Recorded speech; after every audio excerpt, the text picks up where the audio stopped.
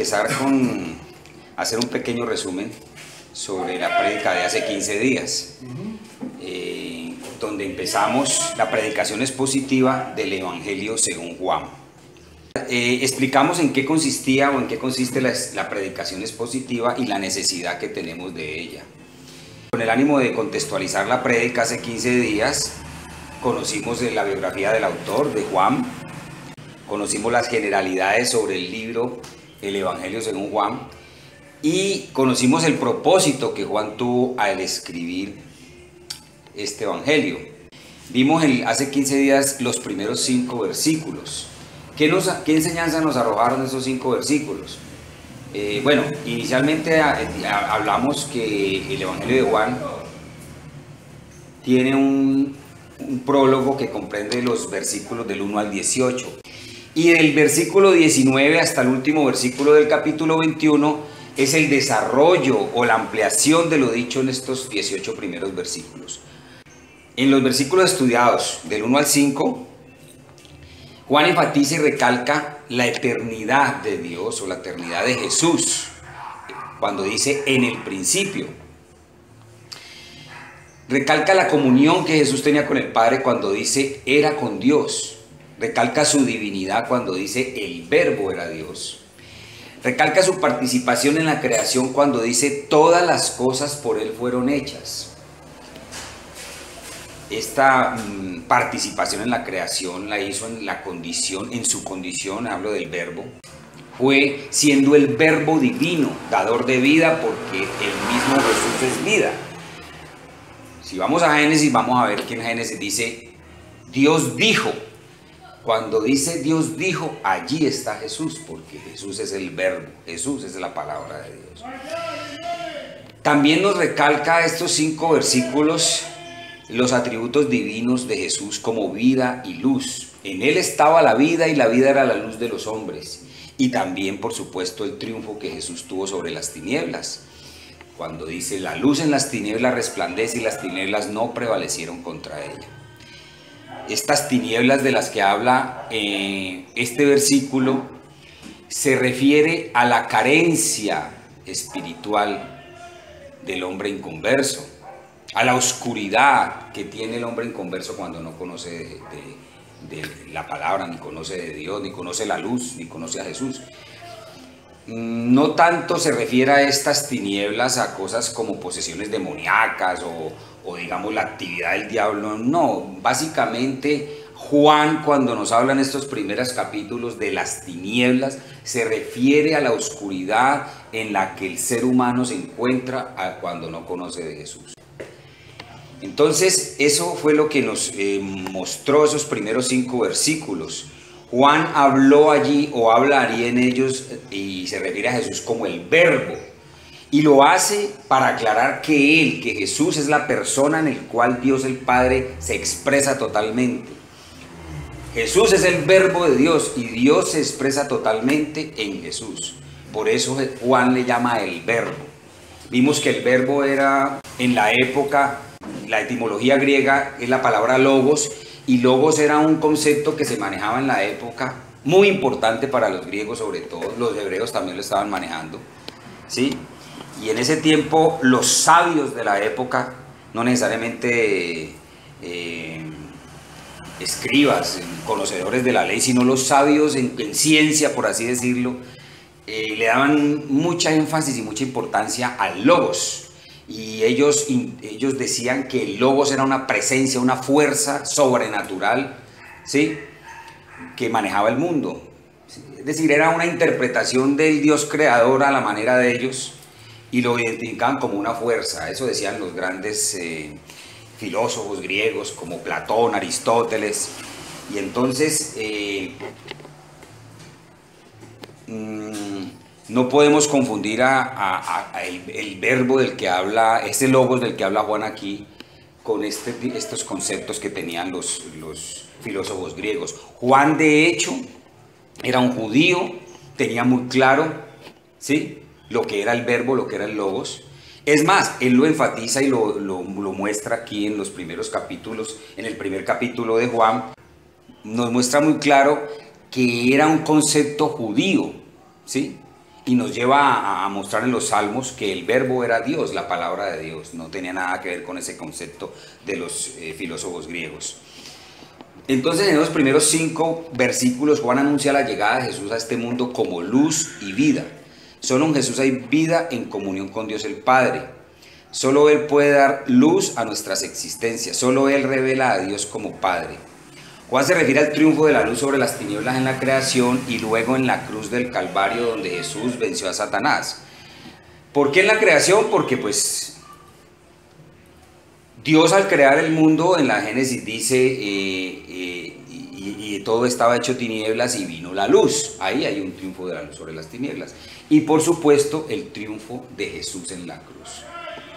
Todos tenemos muy claro y debemos recordar que la muerte y resurrección de Jesús son un triunfo sobre las tinieblas, ¿sí? No como hemos escuchado en estos últimos tiempos, la cruz fue un fracaso. Y desgraciadamente lo dice una persona que maneja millones de personas, le prestan atención a lo que él dice, como es el Papa, que se atrevió a decir que la cruz había sido un fracaso. Lo dijo en el 2015, en una homilía, en una capilla en Nueva York, ¿sí? Y dijo, el fracaso de la cruz. Él considera que Jesús fracasó en la cruz, ¿sí? Para nosotros es un triunfo. Gracias a Dios, Jesús triunfó sobre las tinieblas en la cruz. Eso demuestra la total ignorancia de las Escrituras de esta persona. Bueno, entonces Jesús es el eterno verbo de Dios. Él mismo es Dios y vive en plena comunión con Dios. Él es luz y vida, el único camino para conocer al Padre. Esas fueron, digamos, los conceptos principales que vimos en esos primeros 5 versículos. En esta segunda prédica vamos a ver los versículos del 6 al 13. Y a esta prédica le he dado el nombre de El Evangelio a la luz de Cristo. Vayamos entonces a la Biblia, al capítulo 1 del Evangelio de Juan, y leamos los versículos del 6 al 13. Dice así: hubo un hombre enviado de Dios, el cual se llamaba Juan. Este vino por testimonio, para que diese testimonio de la luz, a fin de que todos creyesen por él. No era él la luz, sino para que diese testimonio de la luz. Aquella luz verdadera que alumbra a todo hombre venía a este mundo. En el mundo estaba y el mundo por él fue hecho, pero el mundo no le conoció. A los suyos vino y los suyos no le recibieron. Mas todos los que le recibieron, a los que creen en su nombre, les dio potestad de ser hijos de Dios, los cuales no son engendrados de sangre, ni de voluntad de carne, ni de voluntad de varón, sino de Dios. Oremos. Padre, colocamos en tus manos estos pasajes de tu palabra, Señor, para que tú igual nos las devuelvas iluminados y le permitas al predicador exponerlos de forma clara, Señor, y permitas también que quienes escuchan esta exposición les sea de utilidad y quede en sus mentes y en sus corazones. Padre, que el Evangelio de Juan nos enseñe esta mañana lo que tu voluntad desea. Permite, Señor, que esta palabra nos enseñe. Permíteme ser fiel, Señor, a tu palabra. Hazme un instrumento, Señor, para que tu palabra sea llevada a mis amados hermanos y que ellos la puedan entender con claridad, Padre. En el nombre de nuestro Señor Jesús. Amén. Bueno, hay muchos enfoques de una buena cantidad de teólogos y eruditos a lo largo de la historia, inclusive contemporáneos también, respecto a estos pasajes del 6 al 13 que vamos a ver hoy. Utilizando la misma luz de Jesús de la cual hablan estos pasajes.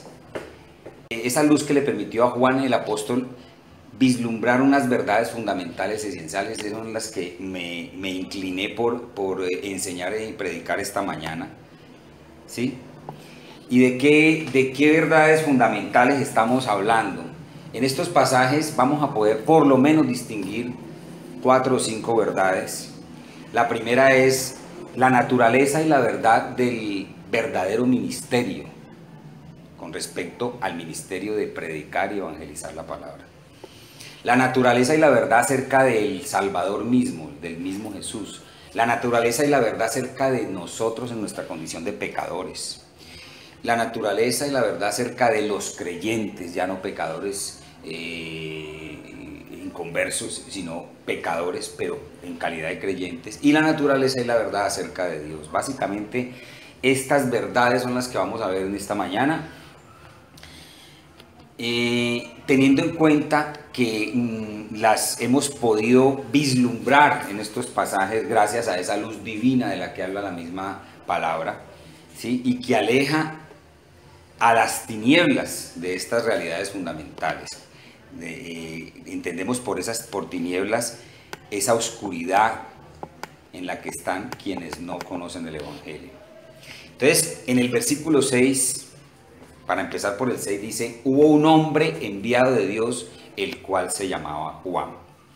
Para un lector neófito, desprevenido, que ahí empieza a leer Juan sin tener como, digamos, un contexto de las cosas, pareciera que el autor se está presentando a sí mismo de una vez, ¿no? Está diciendo un hombre enviado de Dios, el cual se llamaba Juan, pero no. Tenemos claro que no es el autor del libro al que se refiere aquí este versículo. Hace 15 días en la prédica anterior vimos que Juan deliberadamente no se menciona a sí mismo en el Evangelio de Juan, ¿no?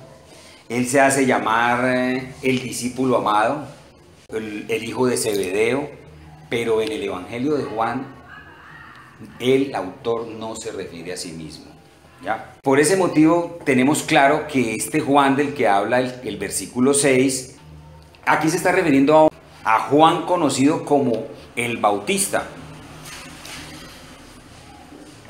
que entre otras cosas el apóstol Juan, autor del Evangelio, no lo llama Juan el Bautista en su Evangelio, lo llama Juan a secas. En los otros 3 evangelios sinópticos, Marcos, Lucas y Mateo, sí lo llaman Juan el Bautista, sobre todo para distinguirlo precisamente de Juan el Apóstol.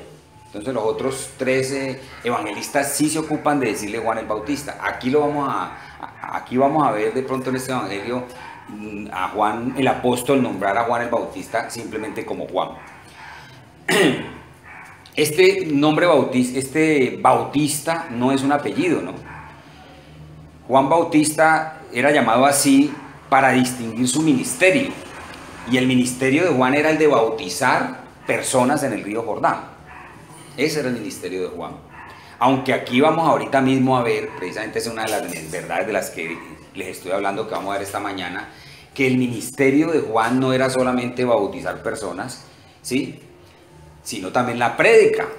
Él predicaba, y vamos a ver lo que es verdaderamente predicar el Evangelio.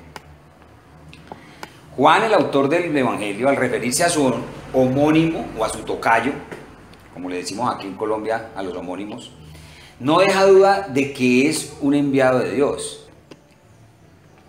El versículo 6 dice: hubo un hombre enviado de Dios, el cual se llamaba Juan. ¿Sí? Ahora, ¿de dónde sale esa seguridad de catalogarlo como enviado de Dios con tanta certeza de que un hombre no hablara ni actuara por cuenta propia, sino que tuviera el Espíritu de Dios en él? ¿De dónde sale esa seguridad? Por ejemplo, en congregaciones, en seminarios, en congresos actuales, el presentador muchas veces usa la frase enviado de Dios para referirse al expositor, al conferencista, al predicador principal de ese seminario, de ese congreso. Mejor lo nombra como enviado de Dios, ¿no? Por ejemplo, Paul Washer, va a dar una conferencia y entonces quien lo presenta dice, démosle la bienvenida a nuestro hermano enviado de Dios, Paul Washer, ¿sí? Pero fácilmente muchas personas podrían pensar en ese momento que están escuchando esa presentación de que tal vez no sea enviado de Dios. En sus mentes no comparten ese título que le están dando en ese momento a ese expositor. No sucedía esto con Juan el Bautista, ¿sí? Tanto los apóstoles, todos los discípulos de Jesús, los mismos hebreos, tenían total seguridad de que Juan era un enviado de Dios. Y era especial esta situación, ¿por qué? Porque si en muchos pasajes del Antiguo Testamento vemos a los hebreos dudando de si el profeta era el profeta, de si el profeta realmente era enviado de Dios o era un falso profeta, porque entre otras cosas hubo épocas en las que se presentaron falsos profetas, o era común también. El verdadero profeta se tenía que estar cuidando de falsos profetas, ¿sí? Entonces, esa situación no la vemos en Juan. De Juan todo el mundo tenía seguridad de que era profeta y que era enviado de Dios. Pero ¿de dónde sale esa seguridad? Pues sale de varios factores y los vamos a ver. Primero fue profetizado de que él vendría, ¿sí? En el Antiguo Testamento hay varios pasajes que nos muestran que vendría una persona a anunciar la venida del Mesías, a preparar el camino del que habría de venir. En el capítulo 40, versículo 3 de Isaías, Isaías 43,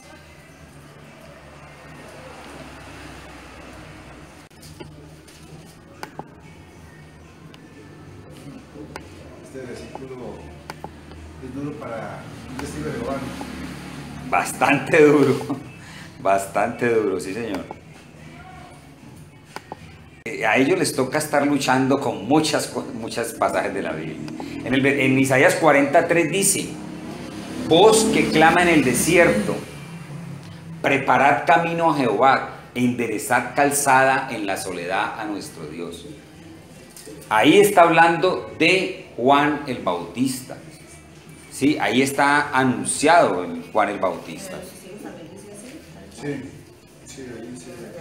En la versión del Nuevo Mundo. Sí, creo que dice también lo mismo. Creo que lo mismo tiene la versión del Nuevo Mundo ahí. Una versión internacional. La de los testigos de Jehová. ¿Solo tenés ahí? También es Juan el Bautista de quien se habla al final del libro de Malaquías. Es de Juan el Bautista de quien se habla, ¿sí? Cuando Malaquías se refiere al que vendrá antes de la llegada del Señor.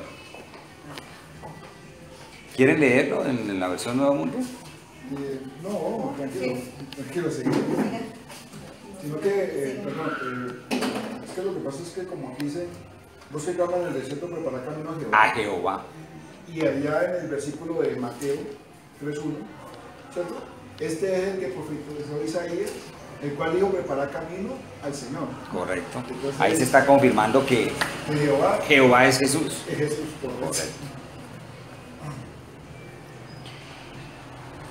Entonces, Juan el Bautista fue un profeta profetizado. Ya, su venida fue profetizada en el Antiguo Testamento. Ya tenemos un elemento que nos muestra por qué había tanta seguridad de que era un enviado de Dios. Ese es un elemento importantísimo, ¿correcto? El que de él se hablara en el Antiguo Testamento. ¿Ya? Hay también otro elemento también de suma importancia, y es el hecho de que los padres de Juan el Bautista, siendo estériles, creo que fue más que todo Elizabeth la estéril, y fuera de eso octogenarios, eran personas de edad, no podían tener hijos, ¿sí? Y Dios les permitió engendrar un hijo, Juan el Bautista.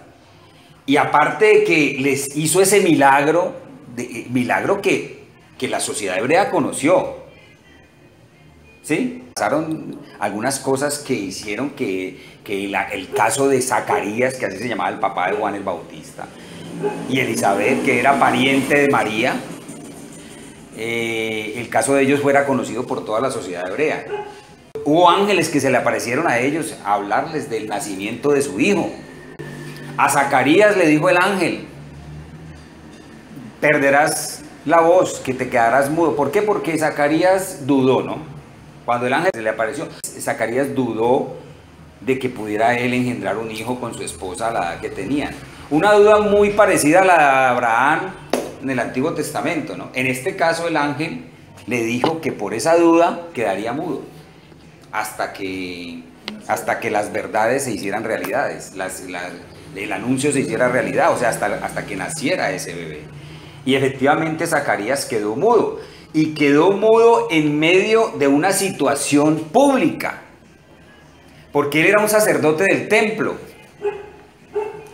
y ese día le tocaba a él bendecir al pueblo, ¿ya? Y él salió y no pudo hablar. Entonces la gente se enteró de lo que le había pasado a Zacarías. Él se acostumbró, como muchas personas que sordas o mudas, a escribir en una pizarra, ¿sí? Entonces él pudo contarle a sus coterráneos lo que le había sucedido, y el pueblo en general conoció del milagro de que se había ya engendrado, y el milagro, la señal de Dios de haberlo dejado mudo. Efectivamente, cuando el niño nació, Zacarías recobró la voz en el momento en que le preguntan que cómo se llamaría el niño. Regularmente los primogénitos tienen el mismo nombre del padre, ¿no? Y entonces le dijeron Zacarías. No. La mamá dijo: él se llamará Juan. Y Zacarías asentó con su cabeza, y ahí fue en el momento que recobró la voz. Totalmente de acuerdo con el nombre del bebé. Entonces, estas eran otras señales muy poderosas de que ese niño era especial, de que ese niño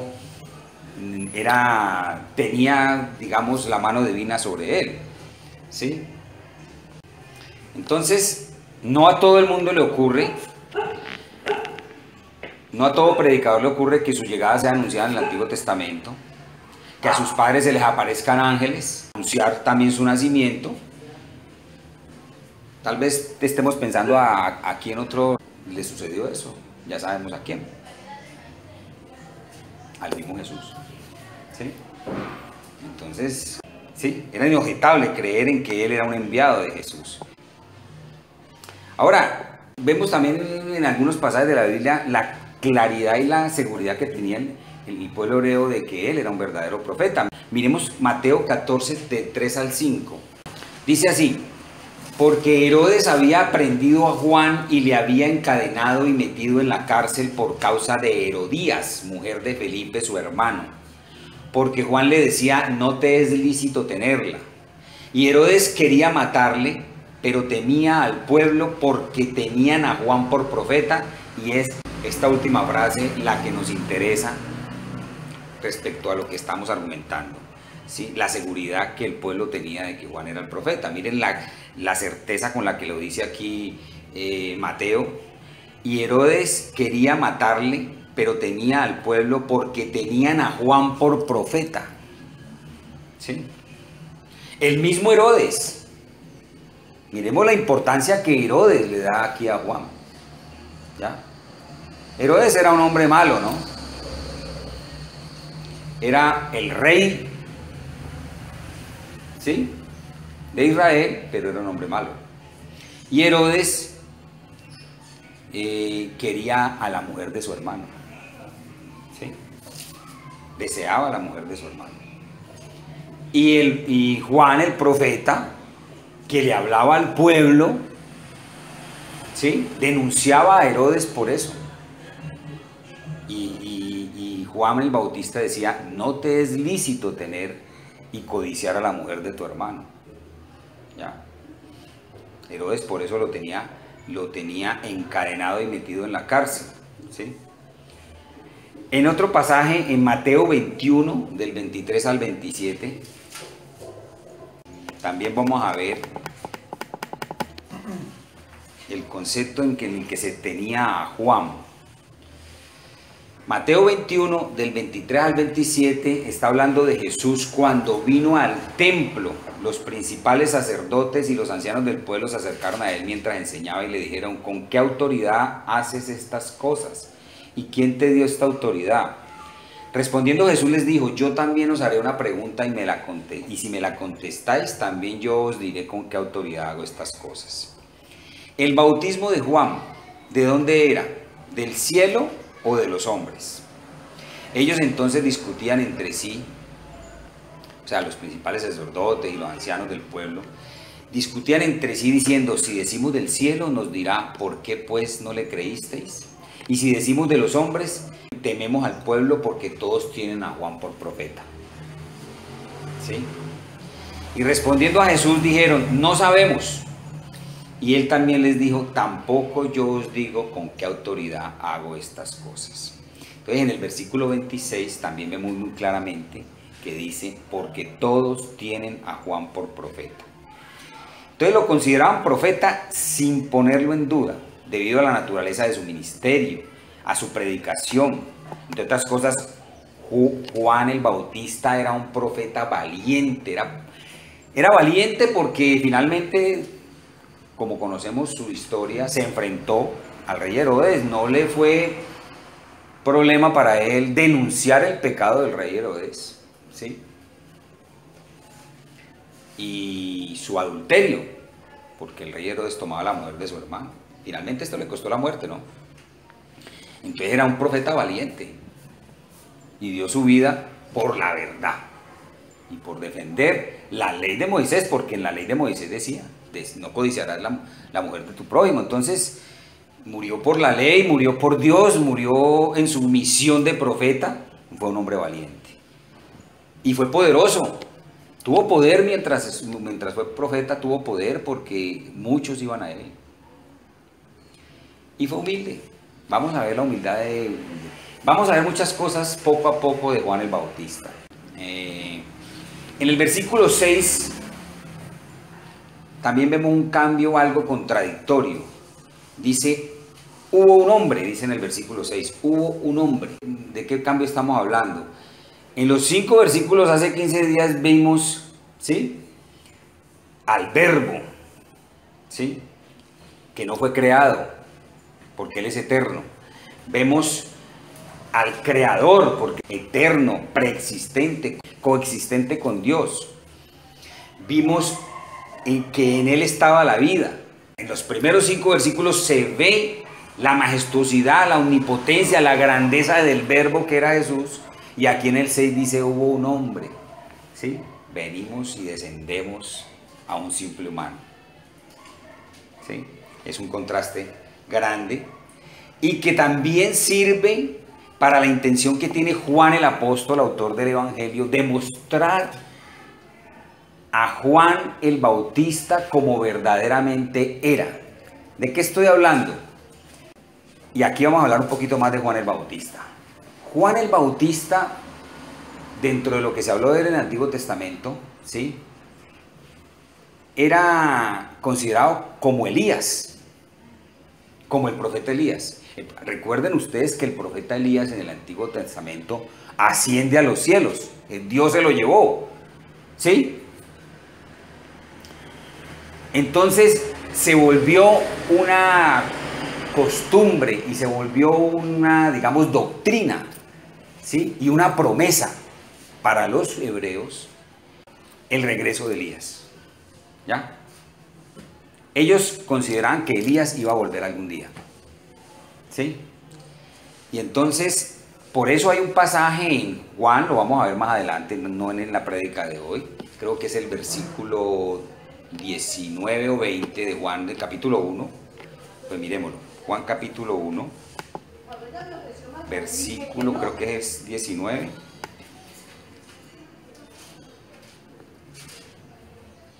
21, donde le preguntan: ¿qué pues eres tú, Elías? Ahí le preguntan que si era Elías. Le preguntan unos judíos que enviaron a Jerusalén pues como a indagar sobre Juan el Bautista, ¿no? Y entonces le preguntan que si él era Elías. Ahora, muchos hebreos consideraban que ese Elías que habría de regresar iba a ser el mismo Mesías, ¿sí? Entonces muchos hebreos también consideraban a este Juan el Bautista como el Mesías.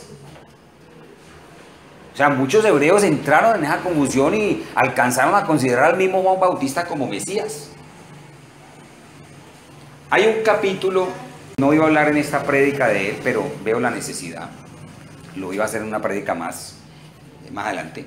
Hay un capítulo donde Pablo en una de sus cartas, ¿sí?, le toca, digamos, explicarle a unos bautistas, por así decirlo, ¿ya?, unos seguidores de Juan el Bautista, ¿sí?, sobre el bautizo del Espíritu Santo. Pablo les dice, bueno, ¿y ustedes qué conocen del Evangelio? Estos hombres que eran seguidores de Juan el Bautista, le dicen, no, nosotros sabemos sobre el bautizo de Juan. O sea, lo único que conocían del Evangelio era sobre el bautizo de Juan. Entonces, él le toca explicarles en qué consiste el Evangelio, el verdadero Evangelio, y les predica a Cristo, ¿correcto? Entonces, miren, ¿qué es lo que estoy haciendo en este momento? Mostrándoles la idea que tenía mucha parte del pueblo hebreo respecto a quién era Juan el Bautista, ¿sí? Muchos lo consideraban el Mesías, equivocadamente, muchos lo consideraban el Elías que habría de llegar. Entonces, lo que Juan hace aquí en este versículo 6 cuando dice, hubo un hombre, es enfatizar que sí era un enviado de Dios, tenía esa preeminencia de ser un enviado de Dios, pero era un simple ser humano, nada comparable al que habría de llegar. El mismo Juan Bautista se reencargó de, lo vamos a ver más adelante, de mostrar su humildad y de mostrar que él ni siquiera le limpiaba los zapatos a Jesús. Entonces, de todas maneras, Juan el apóstol, autor de este evangelio, también lo hace en este versículo 6 cuando dice, hubo un hombre. Hay una gran diferencia en ese contraste. El Señor Jesús existió desde toda la eternidad. Juan existió en un punto del tiempo solamente. Jesús es el creador eterno. Juan es creación de Jesús.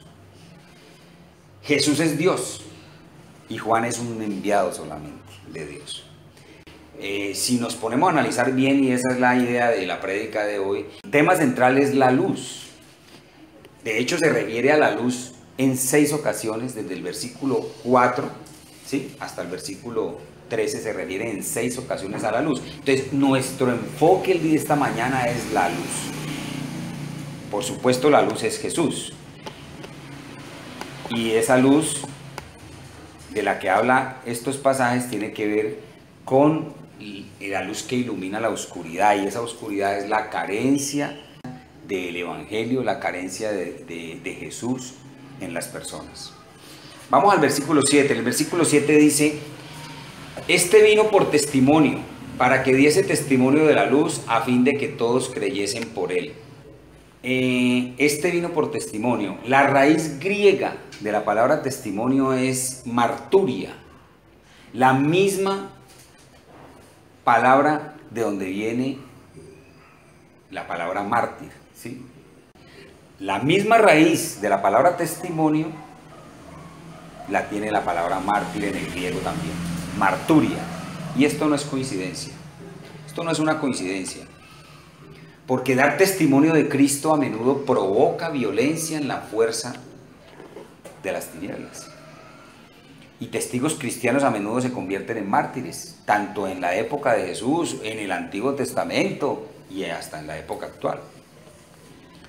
Hoy vemos personas sacrificadas o siendo martirizadas por compartir el Evangelio, sobre todo en países musulmanes. Entonces, no es coincidencia que la palabra testimonio tenga una raíz que coincida con la raíz de la palabra mártir. Y es una enseñanza grande que nos da esto. ¿Por qué? Porque la mayoría de nosotros, démosle gracias al Señor por eso, no tenemos, digamos, peligro por compartir el Evangelio. Vivimos en un país donde podemos compartir el Evangelio sin peligro, ¿sí? De todas maneras sufrimos por compartir el Evangelio.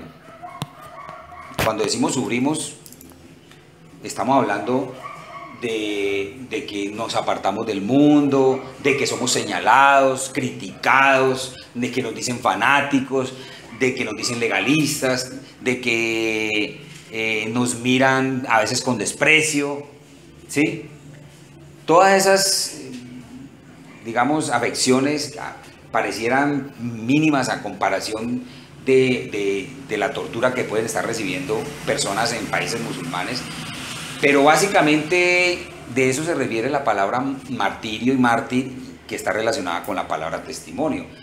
Lo que les quiero decir finalmente es que llevar el testimonio de Cristo, predicar a Cristo no es prosperidad, no tiene que ver con... No es comodidad, no es olímpicamente tan fácil a veces. A veces por dar testimonio sufrimos, y de eso nos habla el Evangelio, nos habla Cristo en todas sus parábolas y en todas sus enseñanzas. Entonces no es coincidencia que la palabra testimonio tenga que ver con martirio. De hecho, Juan el Bautista murió como mártir, ¿no? ¿Sí? Porque él fue ejecutado, martirizado y ejecutado por Herodes. Juan vino como un testigo, Juan el Bautista vino como un testigo. Sin embargo, la palabra testimonio no se refiere tanto al testigo en sí, a la persona, sino más bien al mensaje. Juan, el autor del Evangelio, enfatiza el mensaje por encima de quien lo dio. ¿Ya? La palabra marturia no es una persona, es el mensaje. Él vino para dar un mensaje, él vino para testificar. Él entró al mundo para dar evidencia de que Cristo es el Hijo de Dios. Esa es la razón por la que Juan el Bautista estuvo en la tierra. Él vino como hombre que tenía la verdadera evidencia del cielo con respecto a la luz que era Jesús. Él tenía los hechos por los cuales iba a dar ese mensaje. El testimonio para el mundo, para que ellos entendieran la verdad acerca de la luz. Entonces, la primera verdad esencial que vamos a ver esta mañana es la verdadera naturaleza del ministerio del Evangelio, ¿sí? de proclamar el Evangelio.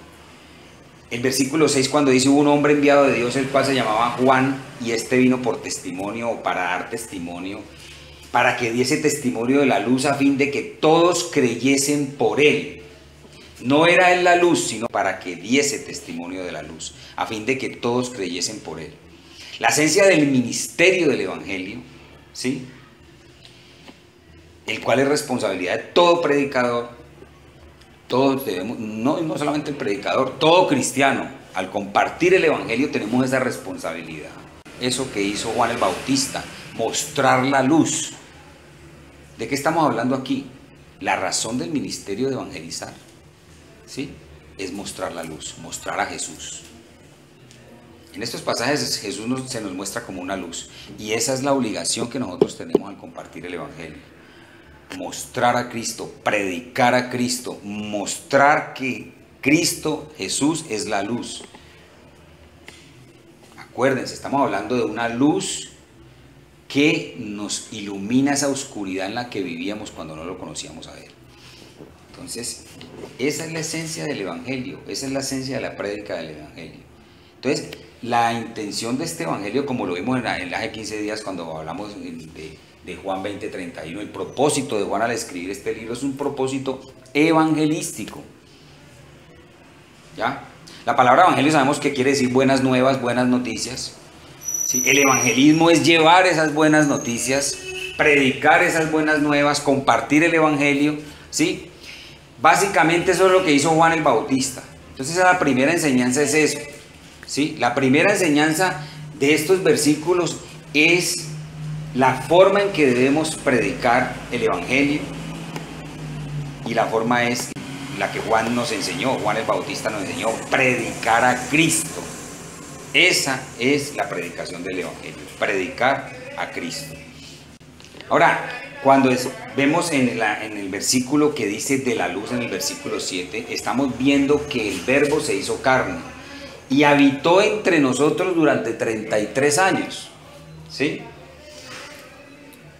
Aquí vemos claramente también la importancia de la natividad de Jesús, ¿sí? El nacimiento de Jesús. ya sabemos que esa no es la fecha correcta, el 25 de diciembre no es la fecha en que nació Jesús. Ya sabemos que cada año se presenta una gran polémica entre los cristianos porque hay unos que dicen que no hay problema en celebrar esa fecha, otros que dicen que esa es una celebración pagana. De hecho, sí tiene unas raíces paganas la celebración, eso ya está comprobado históricamente, ¿sí? Pero por encima de toda esa polémica y por encima de todo eso, realmente lo que tenemos que tener claro, ¿sí?, es que no nos debemos quedar con el niño Jesús, con un niño que nació. Es más importante que ese niño se haya convertido en un hombre y que Dios mismo, que es el Verbo, se haya hecho carne. Eso es lo más importante. Y que haya sido la luz que nos muestra y nos saca de las tinieblas y nos lleva a la salvación. Básicamente eso es lo que tenemos que entender como cristianos. Y ahí es donde radica la importancia del nacimiento de Jesús. Pero Él no se quedó como niño. Desafortunadamente en este mundo se les enseña todavía en la sociedad y en muchos países concepciones equivocadas sobre el nacimiento de Jesús y veneran a un niño Jesús. Pero es que Jesús no se quedó como niño. Entonces convierten al niño Jesús en un objeto de adoración, ¿sí? Jesús en este momento está sentado a la diestra de Dios Padre, eternamente como adulto, ¿no? Él no se quedó niño. Aparte de eso, hay otros que veneran a Papá Noel, en fin, han reemplazado con conceptos paganos, ¿sí?, la idea de la Navidad. Entonces, aquí estamos viendo, cuando el Verbo se hace carne, que ese es el verdadero concepto de la Navidad.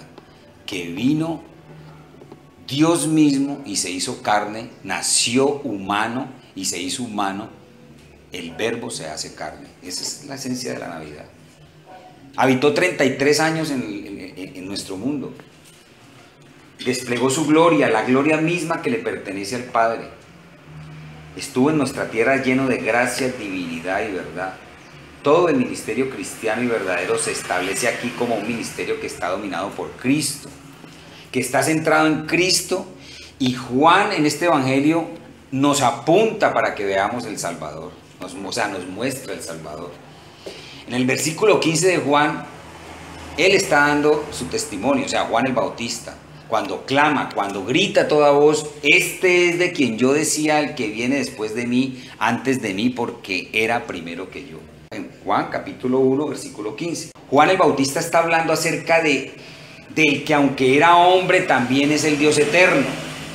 Él dio testimonio constante acerca de Cristo. Juan el Bautista todo el tiempo dio testimonio de Cristo y mostró cómo es que se predica a Cristo. En el versículo 30 dice: este es aquel de quien yo dije, después de mí viene un varón, el cual es antes de mí porque era primero que yo. En el versículo 34 dice: este es el Hijo de Dios. En el 36 dice: he aquí el Cordero de Dios. Entonces, poco a poco Juan el Bautista nos va dando su testimonio y va mostrando quién era ese Jesús. Y muestra que el testimonio de Juan el Bautista es un testimonio centrado en Cristo, ¿sí? Actualmente vemos muchas congregaciones y muchas iglesias con predicaciones totalmente ajenas a Cristo, con una cantidad de temas. No, la predicación tiene que ser centrada en Cristo. Y no solamente la predicación, sino compartir el evangelio. Si alguno de ustedes va a compartir el evangelio a una persona, a un familiar, a un amigo, a un compañero de trabajo, a quien quiera que sea, usted tiene que proclamar a Cristo. Usted tiene que predicar a Cristo. ¿Qué le va a decir usted a alguien a quien le va a compartir el evangelio? ¿De qué le va a hablar? Usted le va a hablar de satisfacer sus necesidades. Vea, es que usted puede cambiar su vida. De hecho lo hacen, ¿no? Esa es la manera en cómo les enseñan en muchas iglesias a predicar el evangelio a muchos. ¿Sí? ¿Cómo presentar el evangelio? Vea, dígale a la gente que la vida le va a cambiar. Tu vida te va a cambiar. ¿Sí? Y háblale de tu propia experiencia. Dile cómo te ha cambiado a ti la vida. ¿Cómo te mejoró el trabajo? ¿O tu negocio cómo te creció? ¿Sí? Dile cómo tu esposo abandonó el alcoholismo. Muéstrale la prosperidad que has tenido en tu vida. Resulta que esa no es la forma de predicar el evangelio. La misma palabra evangelio, que ya lo repetimos, quiere decir buenas nuevas, buenas noticias. Entonces, si usted va a predicar el evangelio, dele esas buenas noticias a quien se lo está predicando. Ahora, las buenas noticias todos sabemos que viene con una noticia no muy buena al comienzo, ¿no? Realmente las buenas noticias vienen con una no tan buena. Usted tiene que empezar por mostrarle a quien le está predicando la palabra, ¿sí?, lo muerto que está en sus delitos y pecados. Esa no es buena noticia. Mostrarle que por el pecado de Adán y Eva quedó muerto en sus delitos y pecados y que somos depravados. Sin conocer a Cristo somos depravados. Tenemos una inhabilidad total para buscar del Señor, ¿sí? Esa condición pecadora es la que le tenemos que mostrar a quien le presentamos el evangelio. Esa es la verdadera forma de presentar el evangelio. Y cuando estamos hablando de esa mala noticia, viene la nueva. Bueno, ¿y cuál es la solución? La ira de Dios está sobre mí. Soy hijo del pecado. Nací pecador. ¿Qué solución tengo? Entonces, usted allí le habla de Cristo. Ahí tiene que hablarle de Cristo. Entonces, mostrar el evangelio y presentarle el evangelio a una persona necesariamente es predicar a Cristo. No hay que dar alargues, ni tumbos, ni vueltas por aquí y por allá, no. Nada de que es que a mí me ha ido muy bien desde que me congregué en esa iglesia, de que mi vida ha cambiado, ahora soy próspero. No, predíquele a Cristo. No le predique prosperidad. Entonces vemos en las palabras de Juan un testimonio que solamente habla de Cristo, ¿sí? Es más, no ubiquemos a Juan el Bautista hablando de prosperidad y presentando el evangelio de la prosperidad, pero digámoslo, coloquémoslo en su contexto de la época. Juan el Bautista hubiera podido decirles, va a venir un Salvador que va a restablecer la grandeza de Israel como eran los tiempos de David. Hubiera podido decir eso, ¿cierto? Pero no lo dijo, porque Juan el Bautista sabía que no era así. Si estuviera Álvaro aquí sentado, diría, los judíos creyeron que el Mesías venía como un poderoso, victorioso, lleno de oro y de armas. Eso es lo que creían los judíos. Y Juan no les alimentó esa idea, ¿sí? Entonces, él predicó lo que tenía que predicar y dijo de Cristo lo que tenía que decir, que era el Hijo de Dios, que era un Salvador que vendría, pero no salvarlos cuando el Antiguo Testamento, cuando los profetas, cuando el mismo Juan el Bautista, cuando los apóstoles hablaban de un Salvador, no se refería a alguien que lo iba a salvar del yugo del Imperio Romano. Ese fue el error de los judíos, que creyeron eso. Lógicamente sabemos que estaba hablando de salvación de nuestra alma y salvarnos de la esclavitud del pecado.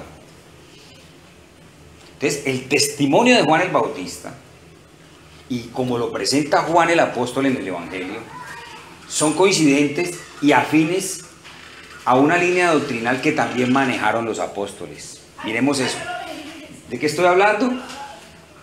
Entre otras cosas, aquí vemos claramente que la Biblia no se contradice, que la Biblia es un hilo que va desde el Antiguo Testamento y lo viene trayendo a uno, y todo tiene que ver con Cristo. Muchas de las cosas que Pablo predicó, ¿sí?, coinciden con los argumentos de Juan el Bautista.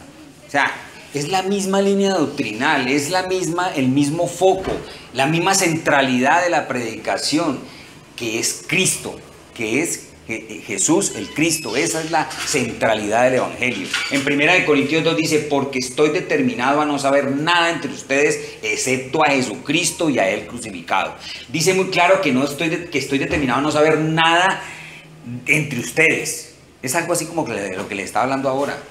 Pablo les está diciendo, no me interesa saber si han prosperado, si esto, si lo otro. No, les voy a predicar es a Cristo, ¿sí? Y a Cristo crucificado. Pablo también en 2 Corintios 4, diciendo que el ministerio del Evangelio es proclamar a Jesús como Señor, aquel en que la gloria de Dios está brillando. En Hechos 1, versículo 8, Jesús le dice a los discípulos y a los creyentes que el Espíritu Santo va a venir y ustedes van a ser testimonio de mí.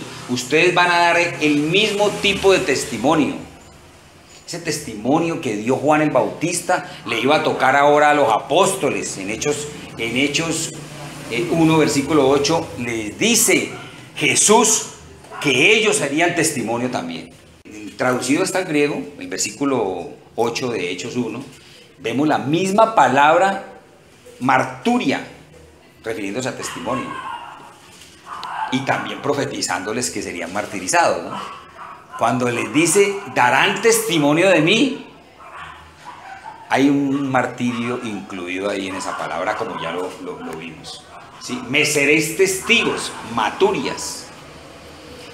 Van a estar dando testimonio en la corte del mundo de las evidencias que apuntan a mí, el Salvador, el Hijo de Dios, para que mi gente pueda creer en mi nombre y para que sean salvos. Básicamente eso es el ministerio del Evangelio. A eso estamos llamados hoy. No hablemos carreta cuando estemos predicando el Evangelio. Me pareció muy, muy práctico en nuestra vida este enfoque de esta enseñanza, de estos versículos, y por eso me decidí por ellos, por enfocarlo de esta manera. Entre otras cosas, no es, digamos, cogido hacia la ligera, no, básicamente eso es lo que Juan quiere decir en estos versículos, ¿sí? No demos vueltas cuando prediquemos el Evangelio. Mire, además se nos hace más sencillo inclusive. No tenemos que llenarnos de tantos argumentos, sencillamente nos apegamos a la Biblia y predicamos a Cristo, así de sencillo. ¿Quién es Cristo? ¿Qué vino a hacer? ¿Cuál fue su misión? ¿Sí? ¿De qué manera nos salvó? ¿Por qué nos salvó? Eso es predicar a Cristo, y así le estamos predicando el Evangelio correctamente y con sana doctrina a otra persona. No hay otro tema, no hay otro sujeto, no hay nada más de qué hablar. No se llenen de argumentos a la hora de compartir el Evangelio, argumentos del mundo, argumentos de ustedes mismos, doctrina de hombres que se llama. Prediquen a Cristo y se les simplifica todo y vayan haciendo la voluntad de Dios. Entonces, la intención de Juan el Bautista era que todos aquellos que oyesen su testimonio abrazaran a Cristo por medio de una fe viva. Desde el comienzo de este Evangelio, Juan ilumina la naturaleza del ministerio del Evangelio, ¿sí?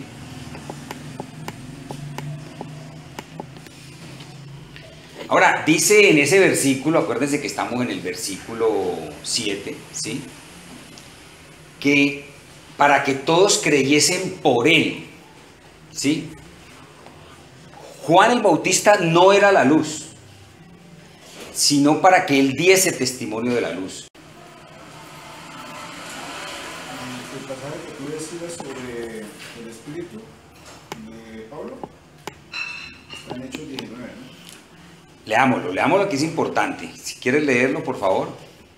Hechos 19 del 1 al 4. Hechos 19 del 1 al 4. Dice, aconteció que entre tanto que Apolos estaba en Corinto, Pablo, después de recorrer las regiones superiores, vino a Éfeso, y hallando a ciertos discípulos les dijo, ¿recibisteis el Espíritu Santo cuando creísteis? Y ellos le dijeron, ni siquiera hemos oído si hay Espíritu Santo. Entonces dijo, ¿en qué pues fuisteis bautizados? Ellos dijeron, en el bautismo de Juan. Dijo Pablo, Juan bautizó con bautismo de arrepentimiento, diciendo al pueblo que creyesen en aquel que vendría después de él. Esto es, en Jesús el Cristo. Correcto. Este pasaje nos muestra que habían judíos con los que se encontraban Pablo y los apóstoles al predicar, que conocían era lo que Juan el Bautista había predicado, ¿sí? Conocían el bautismo de Juan, ¿sí? Entonces a ellos les tocó corregir esa, digamos, doctrina equivocada que estaban teniendo. Actualmente muchos estudiosos dicen que ese es el origen de los bautistas. Ustedes saben que hay una denominación que se llama la denominación bautista, ¿no? El origen de la denominación bautista tiene varias versiones, ¿sí? La versión correcta del origen de los bautistas es que salieron de un grupo de puritanos ingleses, ¿sí? En el siglo XVII. Esa es la versión correcta. Ese es el origen verdadero de los bautistas, ¿sí? Gracias, hermano. Unos puritanos que en el siglo XVII, ya había pasado Lutero, ya había pasado ya la Reforma había pasado, estábamos en el siglo XVII, había unos puritanos en Inglaterra que no coincidían con otros creyentes en el sentido de que los niños debían de ser bautizados también, ¿sí? Ellos estaban de acuerdo con esos demás creyentes en casi que todas las doctrinas. De hecho, se adhirieron a la confesión de fe, a las confesiones de fe que ellos tenían, ¿sí? La principal confesión de fe que estos hombres tenían fue la de Westminster, y ellos coincidían y estaban de acuerdo en esta confesión de fe. Sin embargo, ellos no creían en el bautizo de infantes, entonces dividieron en esta doctrina y montaron, digamos, su grupo aparte y fueron conocidos como bautistas. Ellos mismos después tuvieron su propia confesión de fe en 1689, que fue la confesión de fe de Londres de 1689, que es una confesión de fe igualita, por así decirlo, textual de la confesión de fe de Westminster, ¿ya? La confesión de fe de Westminster es la confesión de fe de los presbiterianos, ¿sí? La confesión de fe de Westminster. Ellos critican a los bautistas porque dicen que en la confesión de fe de 1689 los bautistas copiaron su confesión de fe, pero es que esto fue adrede. Esto no fue por pereza, ni porque no pudieron, no. Lo que los bautistas en 1689 quisieron decir es, esa confesión de fe está correcta, ¿por qué la vamos a cambiar? Palabra a palabra estamos con esa confesión de fe, salvo en 2 o 3 doctrinas que son el bautizo de infantes, el gobierno de la iglesia y algunos principios reguladores de la adoración, ¿sí? Esas son las diferencias. Y esas diferencias están plasmadas en la confesión de fe de 1689, en la cual los bautistas le dicen al mundo en qué creen ellos, ¿sí? El origen entonces de la denominación bautista es allí, en el siglo XVII, de unos puritanos ingleses que no coincidieron con los calvinistas que venían hasta ese momento, que ahora son, que formaron la denominación presbiteriana, ¿sí? Sin embargo, para retomar el tema, hay otras versiones que dicen que los bautistas vienen desde la época de Juan el Bautista. Esa es una versión de varias que hay, ¿ya?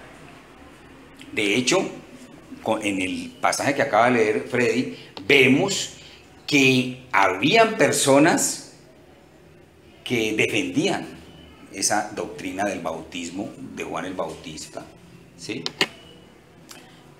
Durante los primeros siglos del cristianismo también vemos personas defendiendo la doctrina del bautismo de creyentes en contra del bautismo de infantes, ¿ya? De hecho eran perseguidos por la religión católica, ¿no? Se les llamaban anabautistas.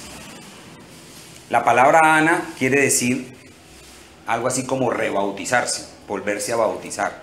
Para los católicos esto era abominable, ¿sí? Que una persona ya bautizada por ellos se volviera a bautizar, ellos lo rechazaban de plano, e inclusive en la Inquisición murieron muchos por seguir esa enseñanza del rebautismo que ellos llamaban. Pero no era rebautismo, era lo que nosotros hacemos actualmente, los protestantes de hoy, que somos bautizados en el catolicismo y consideramos que allí no hubo bautizo y que necesitamos un verdadero bautismo del Espíritu Santo, ¿sí? Entonces, de ahí la importancia que Juan el apóstol, autor de este evangelio, le da al hecho de aclarar muy bien quién era Juan el Bautista, ¿sí? Por las confusiones que se presentaban.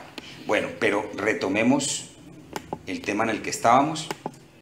Estábamos diciendo que en el versículo 7, Estamos en Juan capítulo 1, versículo 7. Dice, a fin de que todos creyesen por él. Por él no se está refiriendo aquí a Jesús, ¿no? A fin de que todos creyesen por él se refiere a Juan el Bautista. ¿Sí? Pero ¿cómo así? ¿Esto no es como exagerado? ¿Acaso la gente cree a través de un hombre? Parece algo exagerado, pero es la esencia del Evangelio. Y ese fue el plan que Dios dejó. De eso es que estamos hablando esta mañana, de cuál es la forma correcta de predicar el Evangelio. ¿Sí? Y en el versículo 7 dice, a fin de que todos creyesen por él. O sea, no es una cuestión mística, una cuestión milagro, una cosa despampanante, que la luz llegó al mundo, iluminó a todo el mundo y ya todo el mundo creyó. No. Que todos crean en Jesús, ese es el propósito. ¿Y a través de qué? De la prédica del Evangelio. ¿Y quién lo va a predicar? Un hombre. Entonces, cuando dice a fin de que todos creyesen por él, se refiere a Juan el Bautista, a que creyesen en Jesús por el testimonio que Juan el Bautista estaba dando y les iba a dar. Mucha gente dice que a fin de que todos creyesen por él y deducen que ese él es Jesús. No, ahí se está refiriendo a Juan el Bautista. En Romanos 10, ¿cuál es la gran comisión en Romanos 10? En la gran comisión dice, ir por todo el mundo. ¿Y qué? ¿A qué? A predicar el Evangelio a todo el mundo. ¿Y por qué necesitamos hacer eso? Porque si no oyen el Evangelio no pueden ser salvos. Veamos Romanos 10, desde el versículo 11. Inclusive, Pablo en el capítulo 19 de Hechos lo está ratificando, ¿no? Lo que tú estás diciendo, ¿no? Dijo Pablo, Juan bautizó con bautismo de arrepentimiento, diciendo al pueblo que creyesen en aquel que vendría después de él. Correcto. Esto es en Jesús el Cristo. Está ratificando lo que tú estás diciendo, ¿no? Lo que dice Juan en el Evangelio, ¿no? Lo está ratificando Pablo en el Hechos 19. A partir del versículo 11 dice, pues la Escritura dice, todo aquel que en él creyere no será avergonzado, porque no hay diferencia entre judío y griego, pues el mismo que es Señor de todos es rico para con todos los que le invocan, porque todo aquel que invocar el nombre del Señor será salvo. ¿Cómo pues invocarán a aquel en el que no han creído? ¿Y cómo creerán en aquel de quien no han oído? ¿Y cómo oirán sin haber quien les predique? ¿Y cómo predicarán si no fueren enviados? Como está escrito, cuán hermosos son los pies de los que anuncian la paz, de los que anuncian buenas nuevas. Mas no todos obedecieron al Evangelio, pues Isaías dice, Señor, ¿quién ha creído a nuestro anuncio? Así que la fe es por el oír, y el oír por la palabra de Dios. Y por la palabra acerca de Cristo. Esto último no está en Romanos 10, pero se refiere a esa palabra, la palabra acerca de Cristo, es que está hablando allí, ¿sí? Por predicar a Cristo. Entonces, la fe es por el oír de la palabra. Entonces, no nos extrañemos que en ese versículo 7 diga que es por él, por Juan el Bautista, que todos conocerían a Jesús. El Bautista es un modelo de cómo se predica el Evangelio. Es un modelo de qué es el testimonio que debemos dar. Es un modelo de cómo es que somos testigos. ¿Sí? Esta palabra no le gusta a muchos cristianos porque inmediatamente la relacionan con los testigos de Jehová. Pero necesariamente no podemos evitarla y odiarla y eliminarla por eso. ¿Ya? Nosotros tenemos claro. ¿Por qué? Porque la palabra testigo, que viene de testimonio, es una palabra que está todo el tiempo en el Evangelio y en la forma en que como predicamos el Evangelio. No la relacionen con los testigos de Jehová, sencillamente relaciónenla con lo que dice la palabra, la Biblia, ¿sí? Respecto a esa palabra testigo. Es dar testimonio acerca del Señor Jesucristo. Entonces, la gente viene a salvación, la gente es salvada al creerle a los predicadores y a quien comparte el Evangelio, al creer en la evidencia que ellos presentan de Cristo, al creerle a otros cristianos que les han llevado el Evangelio y se los han explicado y les han dado los hechos y los han apoyado. Y todos los que vienen a Cristo a través de medios humanos. Y como vemos a partir de este texto del Antiguo Testamento, aquellos que vienen a Cristo dicen, cuán hermosos son los pies de aquellos que predican las buenas nuevas. Amamos a la gente que nos trajo el Evangelio. El que nos compartió el Evangelio, por lo siempre lo amamos, nos acordamos de él y todo. Porque mire lo que dice, cuán hermosos son los pies de aquellos que predican las buenas nuevas. ¿Sí? Ustedes al predicar el Evangelio hacen parte de esa promesa también. Cuán hermosos son los pies de aquellos que predican las buenas nuevas.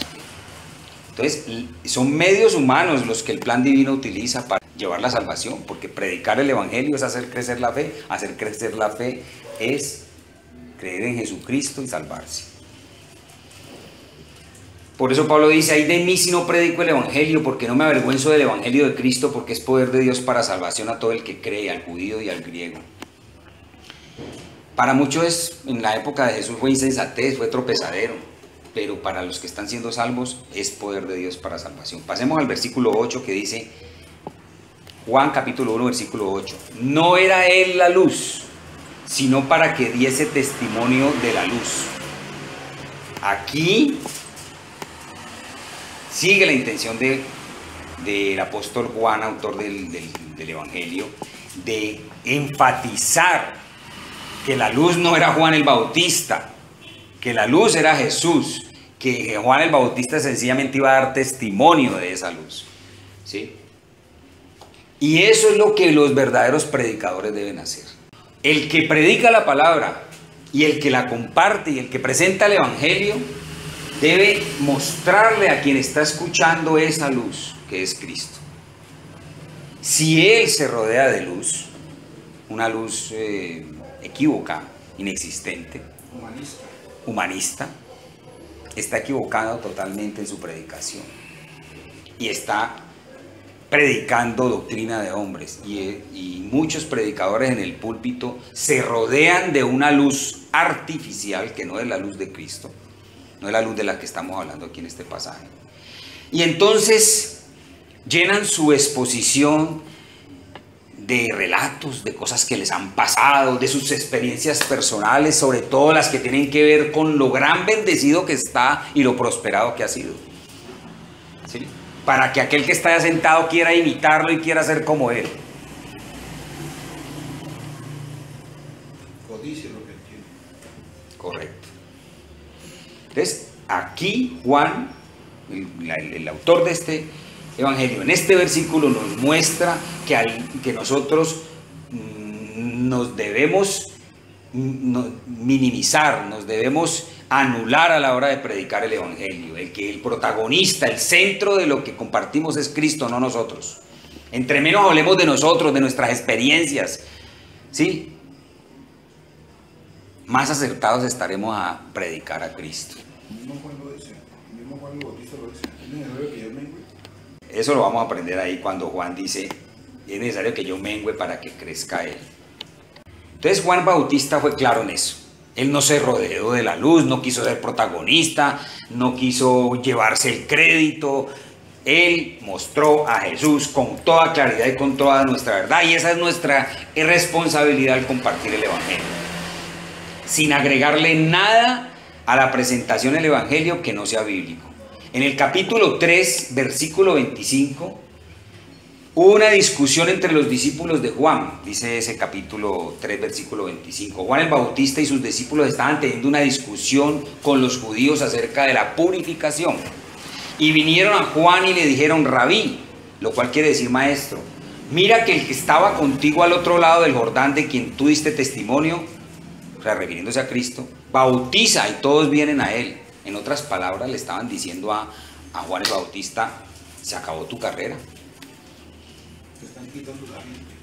¿Entiendes? O sea, ya no vienen a ti, ya lo están buscando a él, hasta ahí llegaste tú, se acabó lo tuyo. ¿Sí? ¿Y cuál es la respuesta de Juan ante esas palabras de estos hombres, discípulos de él, que le estaban diciendo, como quien dice, estamos muy próximos a dejarte a ti, vamos a ir detrás de él? ¿Sí? Y eso lo hacían con la intención de molestarlo, de irritarlo, o de deprimirlo, y en cambio eso para Juan el Bautista era una satisfacción, ¿sí? Y esa es la satisfacción que debe tener el predicador. El predicador debe quitarse toda vanagloria, dejar el ánimo de ser exaltado, que nadie después de la prédica, ojalá nadie lo hiciera, viniera y le dijera, qué fabulosa prédica, estuviste magnífico. No, fabuloso que las personas vengan y digan, gracias, me mostraste a Cristo, démosle gracias al Señor por eso. Y entonces les responde Juan, no puede el hombre recibir nada si no le fuere dado del cielo. Lo cual quiere decir, miren, yo tuve mi lugar, recibí de Dios la comisión y ya la cumplí. Esa fue la respuesta de Juan el Bautista. Vosotros mismos me sois testigos de que dije, yo no soy el Cristo, sino que soy enviado delante de él. Como quien dice, ya se les olvidó que eso mismo que ustedes me están viniendo a decir, se los dije yo primero, que siguieran a ese que era más grande que yo. Es necesario que él crezca, pero que yo mengüe. Déjame que me desvanezca y que él tome el lugar de la luz. Ahora, aquí vemos un problema, ¿no? Bueno, no es un problema, pero pareciera ser un problema. En Juan 5:35, no sé si alcanzan a ir rápidamente a Juan 5:35, sin dejar allí pues el texto en el que estamos trabajando. En Juan 5:35 dice, él era antorcha que ardía y alumbraba, y vosotros quisisteis regocijaros por un tiempo en su luz. Aquí se está refiriendo a Juan el Bautista, ¿sí? Aquí no se está refiriendo a Jesús, aquí se está refiriendo a Juan el Bautista.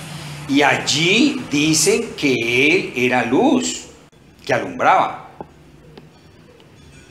Pero en el versículo 8 que acabamos de leer dice, no era él la luz. Y en el 5:35 dice, él era la antorcha. Entonces, ¿eso es una contradicción? No. ¿Por qué no es una contradicción? Vamos a mirar por qué. La palabra antorcha de la que habla aquí el versículo 35 del capítulo 5 es lugnos, una palabra griega que significa lámpara portátil, una pequeña lámpara portátil de aceite con una pequeña mecha, y Juan era ese tipo de luz, o sea, era una luz menor, era una luz derivada. Cuando el capítulo 1, versículo 8 dice que Jesús es la luz del mundo, es una palabra griega que es fos, la cual esencialmente es la luz de la cual se obtiene la fotografía, la fotosíntesis. Quiere decir que esa palabra luz es la luz esencial, la misma luz del sol, es la luz principal. En cambio, la palabra que utilizan aquí en 5:35 para referirse a antorcha es lugnos, que es una luz menor. Es algo así, un ejemplo muy claro es la luz que refleja la luna, es la luz del sol. Entonces, el sol es Jesús y Juan el Bautista es la luna. Muchas personas, sobre todo los niños, creen que la luna tiene su propia luz. En la noche recibimos la luz de la luna. De hecho, hay poemas que dicen la luz de la luna, pero esa luz no es de la luna, es un reflejo solar. Igual era Juan el Bautista, la luz de Juan el Bautista era solamente una luz que era el reflejo de la luz de Jesús. Vamos al versículo 9. El versículo 9 dice, aquella luz verdadera que alumbra a todo hombre venía a este mundo. Entonces, esta es una segunda verdad que estamos viendo esta mañana, y es que la luz ilumina la verdadera naturaleza del Hijo de Dios, ¿sí?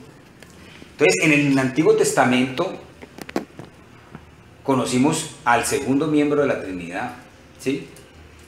En el mismo Antiguo Testamento vemos la Trinidad en muchos pasajes. Conocemos mucha naturaleza de Dios y de Jesús en el Antiguo Testamento. Nos presenta los atributos de Dios, ¿sí? Conocemos acerca de Jesús por las profecías, ¿sí? Pero esa luz de la que se nos hablaba en el Antiguo Testamento, pues tenía, por decirlo así, cierta oscuridad, porque Jesús no estaba y no era lo mismo.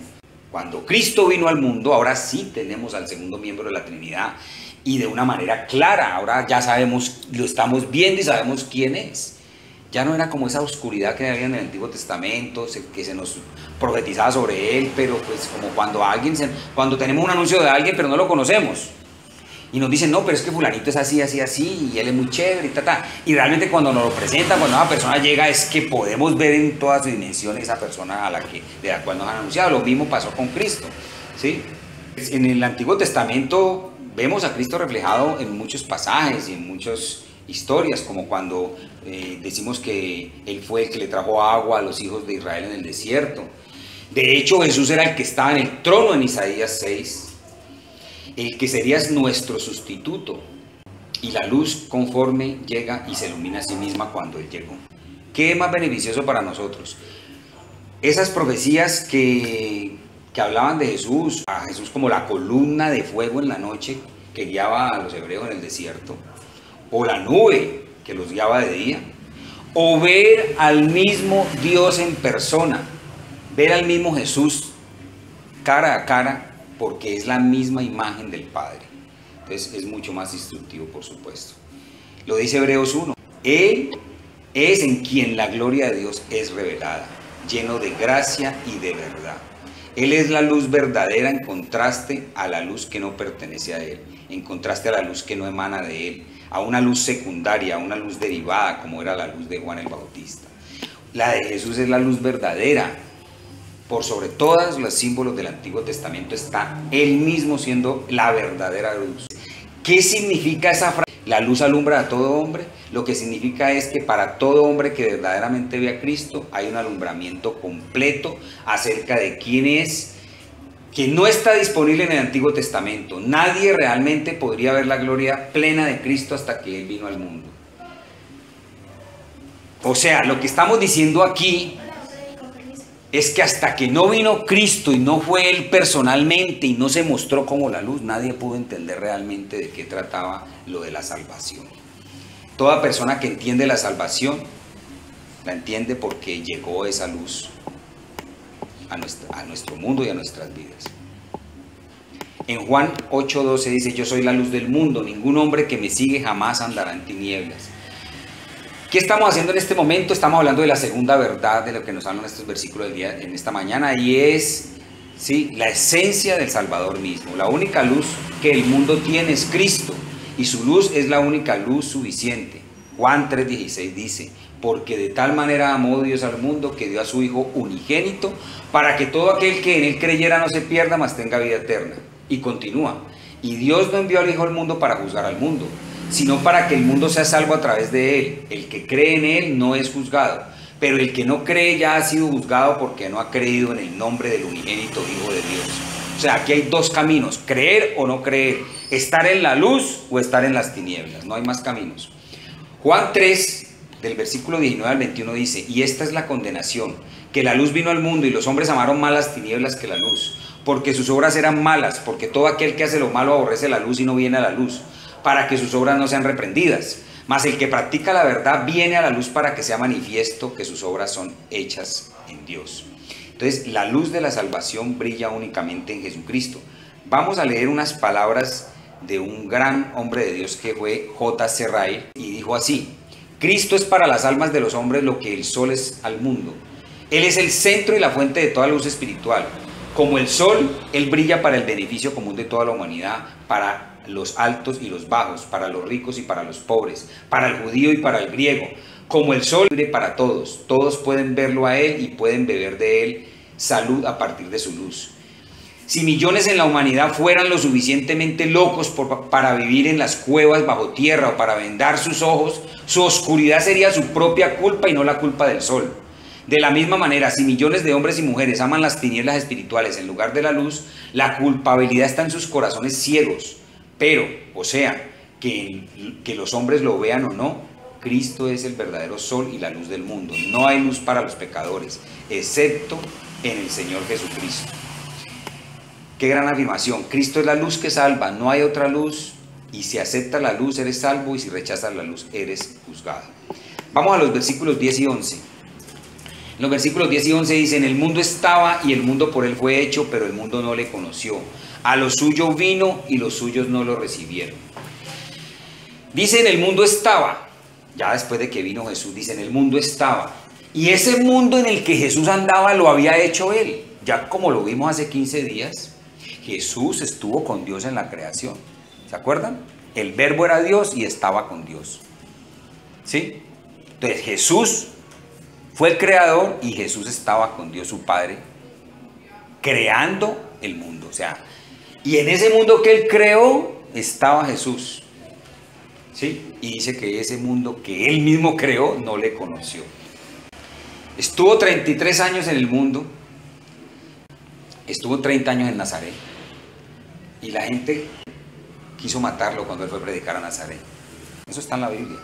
Por 3 años él ministró en la tierra de Israel y expulsó la enfermedad, expulsó demonios, demostró todo su poder sobre la naturaleza cuando dominó las tempestades, por ejemplo. Él era el misterio de la piedad, Dios en carne humana.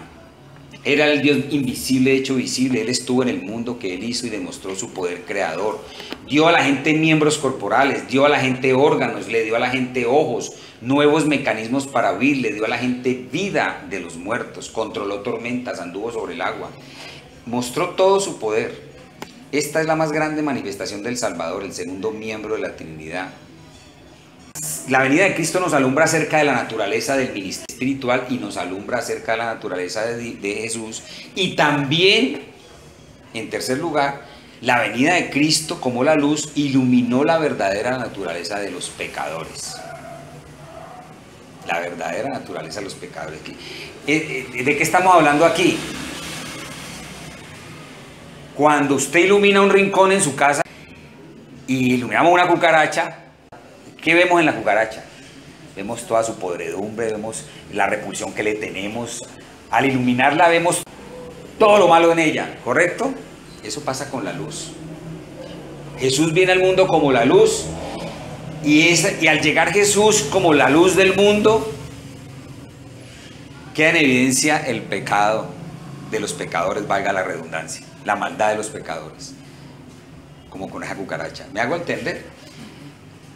De pronto, por así decirlo, los pecadores estaban como camufladitos ahí en la ley de Moisés. De hecho, Jesús les dice eso en todas sus palabras, en todas sus parábolas, ¿no? Vive criticándolos por eso. Ustedes, fariseos, hipócritas. ¿Sí? Muchos de los pecados del pueblo judío lo tapaban ahí con la ley de Moisés. Trataban de cumplir la ley de Moisés por encimita y entonces tapaban su pecado. Que entonces viene Jesús como la luz del mundo y es una luz tan avasalladora que los pecadores ya no pudieron escaparse a esa luz y se evidenció todo su pecado. Entonces eso también nos muestra en estos pasajes Juan, al evidenciar la verdadera naturaleza de los pecadores. Al final del 10 dice, y el mundo no le conoció, a lo suyo vino y los suyos no le recibieron. Entendemos que los hombres son pecadores, que engañoso es el corazón, más que todas las cosas y perverso. Ahora, esto no es nuevo, ¿no? Eso lo dice Jeremías 17:9. En la caída en Génesis 3 también está evidenciado, ¿sí? Entonces, entendemos eso, que la humanidad está maldecida. Entendemos que Dios tiene que ahogar a la raza humana entera en la época de Noé, al principio de Génesis, porque Él únicamente ve maldad de manera continua. Entendemos la profundidad de la depravación humana. Esa es la historia del Antiguo Testamento. Y también es el relato del Nuevo. Y todo lo que ha pasado, incluyendo el día de hoy, la perversidad del ser humano. Entonces, él es la condición del pecado en este mundo. Pero escuchen bien, nunca la condición de podredumbre espiritual y la naturaleza profunda de esa oscuridad ha sido más evidenciada que cuando la gente rechaza la luz. La forma más clara en que se evidencia la perversidad del hombre es al rechazar la luz. Por encima de todas las maldades del ser humano, lo que está diciendo Juan aquí es que la peor evidencia de su podredumbre es rechazar a Jesús. Ahora, una cosa es rechazar la ley de Moisés, pero es mucho peor rechazar a Cristo. Es la evidencia más dramática de la depravación del hombre. Una cosa es rechazar a un hombre como Juan el Bautista, un profeta. Otra cosa es rechazar lo que escribió Juan el Apóstol en un papiro. Por decir algo, rechazar la palabra de Dios, ¿sí? Pero algo bastante descarado es rechazar al Dios viviente en carne humana que estaba allí presente, ¿sí? Estaba, de hecho, ante sus ojos y lo rechazaron. Entonces, ningún descubrimiento de la pecaminosidad del pecado jamás es tan revelador como este. ¿Qué tan miserable es cuando te enojas contra Cristo, cuando no crees en Cristo? Sea en ese entonces o sea ahora, rechazar la revelación escrita, rechazar la revelación verbal, rechazar a un predicador, rechazar a un profeta resulta bastante trágico, pero mucho más devastador para la profundidad del pecado humano es rechazar al Señor Jesucristo. En el versículo dice, el mundo no le conoció. En Romanos 1 dice, no conocen a Dios. En primera de Juan 3 dice, no conocen a Cristo. Están inmersos en muerte espiritual y ceguera, aman su pecado. En Juan 3, 19 y 20 dice, este es el juicio que viene sobre ellos, que la luz brilla, pero amaron ¿qué? Más las tinieblas que la luz. Ellos se hunden con mayor y mayor profundidad en la oscuridad. Para aquellos que están pereciendo, la luz es necedad. No conocían a Dios en Romanos 1, no conocían al Hijo de Dios en Juan 1, y ese es el caso todavía al día de hoy. En Juan 5 dice, no pueden creer en mis palabras, y si no pueden creer en mis palabras, no pueden creer en mis obras, y si no pueden creer en mis obras, no pueden creer en mi Padre, y si no pueden creer en mi palabra, pueden escudriñar las Escrituras porque son las que hablan de mí. Entonces hay bastante evidencia suficiente del pecado humano, ¿sí? Ahora, en el versículo 11 dice, a lo suyo vino. ¿A qué se refiere cuando dice a lo suyo vino? A lo suyo es un modismo hebreo, ¿no? Un modismo de la época. Todo pueblo tiene sus modismos, ¿no? Su forma de hablar. Cuando los hebreos decían a lo suyo vino, quiere decir a su propiedad, a su casa, ¿sí? A su tierra, por así decirlo. Entonces a eso se refiere aquí cuando dice a lo suyo vino, quiere decir que Jesús vino a lo de él. ¿Qué era lo de él? ¿Qué nos dice el Antiguo Testamento? Que Israel era el pueblo escogido de Dios. Eso era lo de Jesús, ¿cierto? Su pueblo, el pueblo escogido por su padre. Mejor dicho, su padre lo mandó y dijo, ve a tu tierra, ve a lo de nosotros, ve a nuestro pueblo escogido, a nuestra casa. Y a eso se refiere a lo suyo vino. A su propio lugar, a su propio pueblo, a su propio país, a su propia nación. Y los suyos no le recibieron. Los suyos también en la misma línea. Los suyos eran los hijos descendientes de Abraham, ¿correcto? Los descendientes de Abraham. El pueblo escogido de Dios eran los suyos. Y Jesús mismo lo dice, que yo vine a predicarle al pueblo de Israel. Fue la misma gente que decía creer en el Dios verdadero de Israel, el Dios de Abraham, Isaac, Jacob, el Dios del Antiguo Testamento. Fue la gente más religiosa del planeta, fue la gente que tenía de acuerdo en Romanos 9 la ley, los profetas, los pactos, como dice Romanos 9. Los griegos tenían eso, la ley, los profetas, los pactos, la adopción, los padres, todo lo que Dios había derramado en el pueblo de Israel. A ellos vino Jesús y no le conocieron, lo rechazaron. Él vino a su propio pueblo y aquellos que eran por su propia afirmación, su propio pueblo, no lo recibieron. ¿Qué tan profunda es esta depravación? La ilustración más grande de depravación humana en la historia es el rechazo judío de Cristo cuando Él estuvo aquí. El rechazo de Cristo por parte de los judíos es la muestra más grande de la depravación humana. Porque lo tuvieron en persona y lo rechazaron. ¿Sí? A los suyos vino y los suyos no le recibieron. Juan nos va a mostrar la historia a lo largo de este evangelio del rechazo judío en contra de Cristo. Versículo 12. Mas a todos los que le recibieron, al que creen en su nombre, les dio potestad de ser hijos de Dios. Acabamos de ver esa tercera verdad, ¿no? La verdad de lo que es la naturaleza de los pecadores. Que a pesar de tener a Jesús allí, lo rechazan. Ahora, actualmente pasa eso, ¿no? Usted le muestra a Cristo a quien le comparte el evangelio. El predicador en la iglesia le muestra a Cristo y mucha gente lo rechaza. Se lo muestran, le dicen, esa es la salvación que usted tiene, y lo rechazan. Pero hay una cuarta verdad, y es la verdad de la naturaleza de los creyentes. Ya vimos la verdad de la naturaleza de los pecadores. ¿Cuál es la verdad de la naturaleza de los creyentes? Ya vamos a terminar.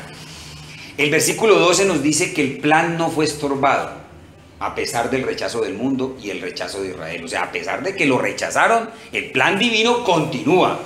¿Sí? Porque dice, mas a todos los que le recibieron, a los que creen en su nombre, les dio potestad de ser hechos hijos de Dios.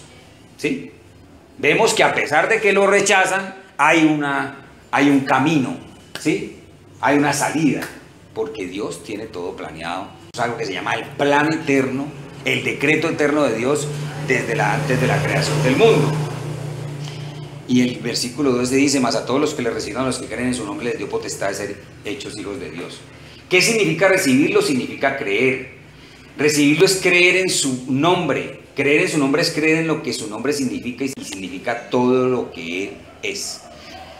La palabra más parece pequeña, pero es poderosa, porque en el 11 nos muestra que no lo conocieron, que no lo recibieron, y aquí en el 12 dice más, quiere decir que es más importante. Más a todos los que le recibieron, a los que creen en su nombre les dio potestad de ser hechos hijos de Dios. Esa palabra más es una palabra poderosa para Juan en este versículo. Y esa es la naturaleza verdadera de los creyentes. Y préstenme atención a la parte que les voy a mostrar aquí. ¿Qué clase de gente somos los creyentes? ¿Somos gente religiosa? ¿Acaso solamente somos gente que sigue credos? O sea, que sigue confesiones, que sigue yo creo en esto. ¿Acaso solo somos gente que está involucrada en ceremonias religiosas? ¿Qué somos los creyentes verdaderamente? Personas que vamos cotidianamente a una ceremonia religiosa y ya nos consideramos creyentes por eso. ¿Acaso solamente somos gente que tiene cierto código moral, que le gusta mostrarlo, ese código moral, y que le gusta decir que vive de acuerdo a ese código moral? Como pasa de muchos creyentes, que basan su estatus de creyente en un código moral que se autoinfringen en su propia vida y lo muestran, se muestran seguidores de ese código moral. La verdadera naturaleza de los creyentes y lo que nos identifica y lo que le tenemos que mostrar al mundo es que somos hijos de Dios. Esa es nuestra identidad. Eso es lo que nos identifica como creyentes. Y esa realidad no se encuentra indicada en el Antiguo Testamento, claramente. ¿Qué vemos en el Antiguo Testamento? ¿Cuál era el procedimiento y cuál era el comportamiento de los creyentes en el Antiguo Testamento? Obedecer una ley. O sea, basarse en un código moral, de ética, que estaba plasmado en los 10 mandamientos. 603 leyes que promulgó la ley de Moisés. Ese era el comportamiento en el Antiguo Testamento de los hebreos, del pueblo escogido de Dios. No, eso realmente no identifica al creyente después de que vino Jesús. La gente en el Antiguo Testamento solo llamaba a Dios Padre en un sentido creador, no en un sentido íntimo, personal. Nosotros clamamos Abba Padre. Le hablamos a Dios como nuestro Padre personal porque somos sus hijos eternos. Esa es la diferencia y eso es lo que nos identifica como creyentes. Una relación personal con Dios, ¿sí? Y cuando aquí dice que en el Antiguo Testamento los hebreos veían a Dios como su Padre Creador y lo llamaban Padre como el Creador, eso le pasa a muchas personas actualmente, ¿sí? Cuando dicen, sí, hay un Dios, hay un Creador, pero no tiene una relación íntima con Él, por supuesto no es un creyente. Debido a que recibimos a Cristo y creímos en Él, conocimos la verdad, ascendimos a la verdad, confiamos en la verdad y colocamos nuestro destino en las manos de aquel en que creemos. Creemos en su nombre y por lo tanto tenemos el privilegio de ser hechos, de ser creados. Somos creados de nuevo, fuimos creados físicamente y como creyentes en Él nos hemos vuelto hijos. Hemos sido creados como hijos espirituales y esta es la segunda creación. ¿De qué estamos hablando aquí? De la regeneración, de ser nacidos de nuevo. Esa es la razón por la que eso es llamado el nuevo nacimiento, ¿sí?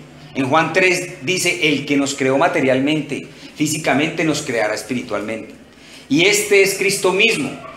Nada fue hecho sin Él en la creación física y nada es creado espiritualmente tampoco sin Él. Mas a todos los que le recibieron a Cristo, creyeron en su nombre, a ellos les dio potestad de ser hechos, de ser creados hijos de Dios. Él nos crea, Cristo nos vuelve a crear. Hay un nuevo nacimiento, una regeneración. La verdadera naturaleza de un creyente no es ser un seguidor, seguidor de alguien en un sentido pedagógico, como ser alumno de alguien. Esa no es la naturaleza de un creyente. Seguir un predicador, seguir una iglesia, ¿sí? La verdadera naturaleza del creyente es identificarse como un hijo de Dios verdaderamente nacido de nuevo, no guiado por un código moral o un sistema ético, sino identificarse como un ser regenerado. Ahora, para terminar, si los hombres son tan pecaminosos como son, y si están en una condición miserable como lo están, y si aman las tinieblas como lo hacen, si están espiritualmente muertos, y si son ciegos espiritualmente, ¿cómo es posible que crean? ¿Cómo es posible que reciban a Cristo? ¿Cómo es posible que se vuelvan hijos de Dios? ¿Cómo es posible que vuelvan a nacer? ¿Cómo es posible que sean nacidos de nuevo si están en esa condición tan perversa? ¿Cómo puede suceder? Miremos el versículo 13 para terminar. Los cuales no son engendrados de sangre, ni de voluntad de carne, ni de voluntad de varón, sino de Dios.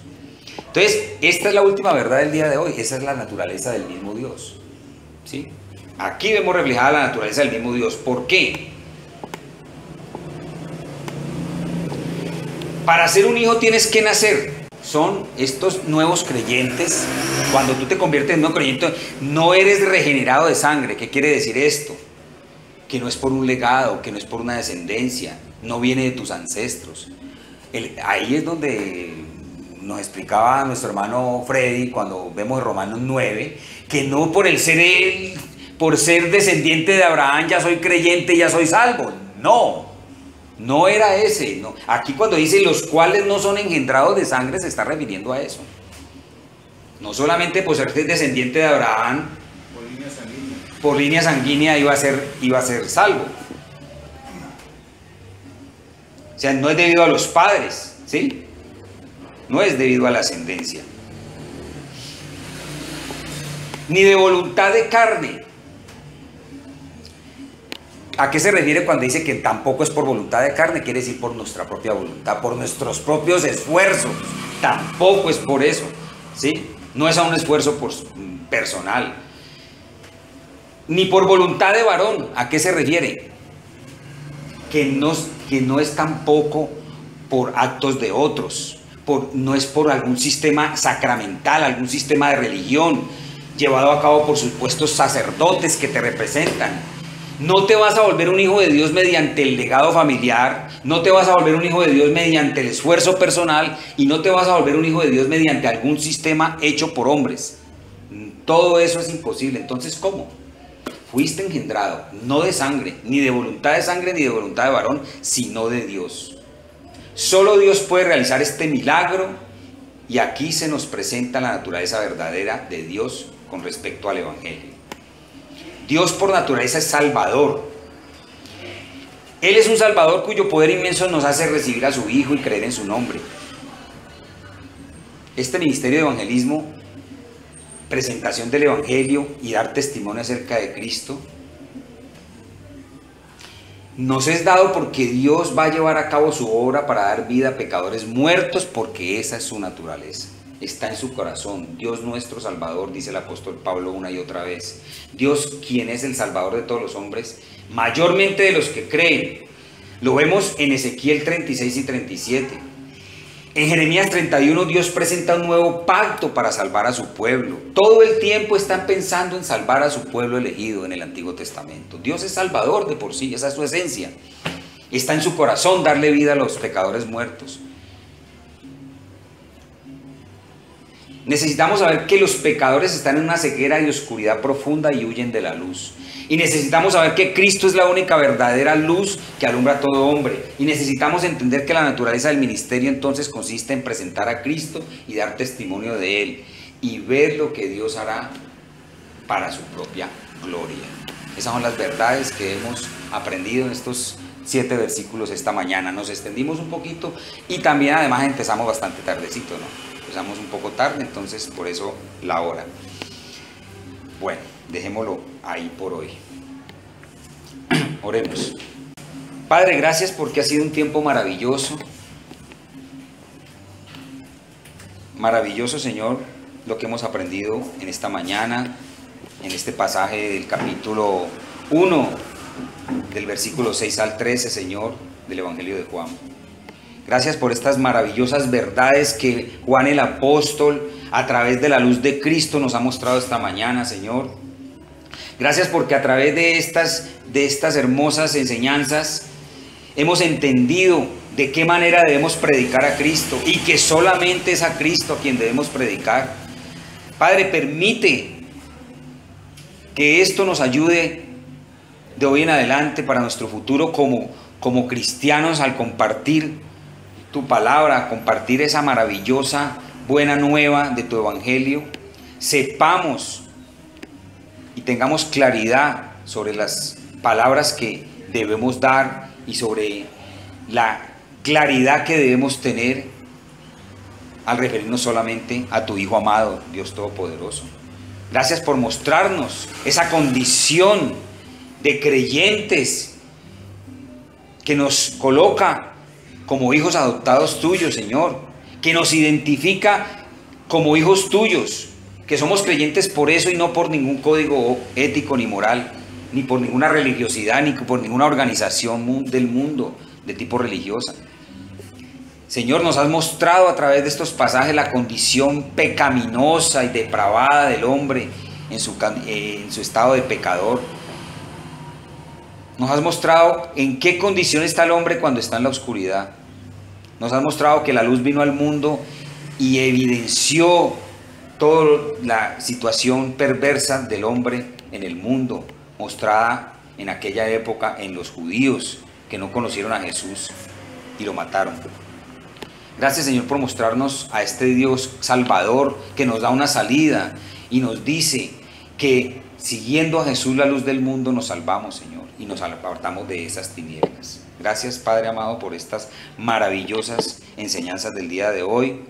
Colocamos, Señor, de una vez en tus manos para que tú la bendigas y nos las devuelvas las palabras y los versículos del Evangelio de Juan que predicaremos en un próximo sermón, Señor.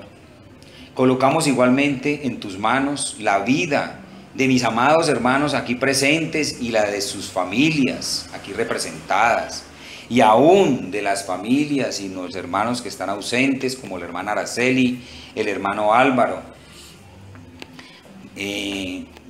Nuevamente te rogamos por la salud de el Señor Padre de nuestra hermana Araceli, quien se encuentra en cuidados intensivos en la clínica de Occidente. Te rogamos nuevamente por él, Señor. Esperamos, Padre amado, que nuestra petición esté de acuerdo con tu voluntad, Señor. Y si es así, levántalo, Padre. Restablécele su salud y llévalo nuevamente en compañía de su familia, de su hija, de sus otros hijos, de sus nietos. Guárdalo, Padre. Si es tu voluntad, hazla en él, Señor. Sé tú con los médicos, con los procedimientos, con las enfermeras, con todos los medicamentos que se le proporcionen, Señor. Bendícelos, Padre amado. Bendice, Señor, a cada uno de los hermanos aquí presentes. Bendice sus vidas, sus trabajos, su salud. Llévalos con bien a sus lugares, a sus hogares, a los lugares de su destino. Hemos orado en el nombre de nuestro Señor Jesús. Amén.